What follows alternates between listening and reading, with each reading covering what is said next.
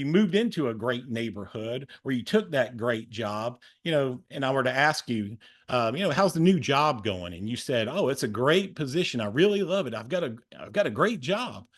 And then if I were to ask you a little bit more about it, what makes it great? What makes the job great? What makes that neighborhood great? Is it because all your neighbors are kind, or, you can reach out to them when you need some help or to borrow a ladder? If it was a great job, again, was it the pay, the responsibilities? What is it? So what are those kind of influencing factors when we talk about belonging, and kind of what are those benefits? And recently, a couple of prominent organizations, U.S. Department of Ed, a couple of years ago, really identified belonging as a key element, for young people and an overall academic success indicator with schools. As early as 20 some odd years ago, the World Health Organization came out and said it's essential for the overall well-being of young people. So when we think about school culture in the school context of creating this sense of belonging, if you've been in education for any amount of time, and you've worked in a couple different school sites, you know that schools are their own unique environment. They have their own unique culture. They could be in the same town, the same school district. They could be across the street from each other.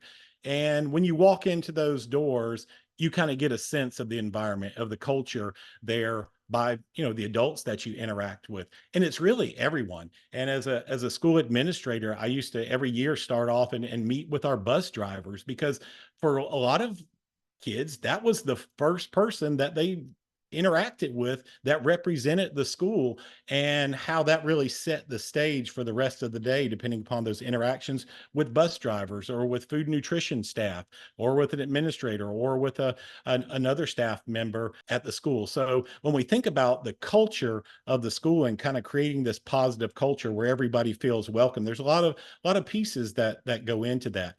And certainly, that school environment, so many different factors go into it when we talk about, as an educator, depending upon my role. If I'm a teacher here this evening, or this afternoon, if you're on the West Coast, you have the classroom environment, which is under the direct kind of influence of the things that you bring to the classroom. But then also there's that larger context of the whole school environment that you're part of, that everyone kind of contributes to. And if we think about support, and support comes in many forms. It could be support I receive as an educator from my administration. It could be, if I'm a student, the support that I receive from my teacher. It could be from my parents. It could be from my colleagues. So support kind of takes on a role of a lot of different things depending upon how you're showing up this evening, and the role that you play. And what opportunities are out there for educators really to build and develop this sense of belonging with young people or with my colleagues. And we know in order for it to be effective, we have to have folks that are willing to participate and engage with their type of initiatives that we have going on.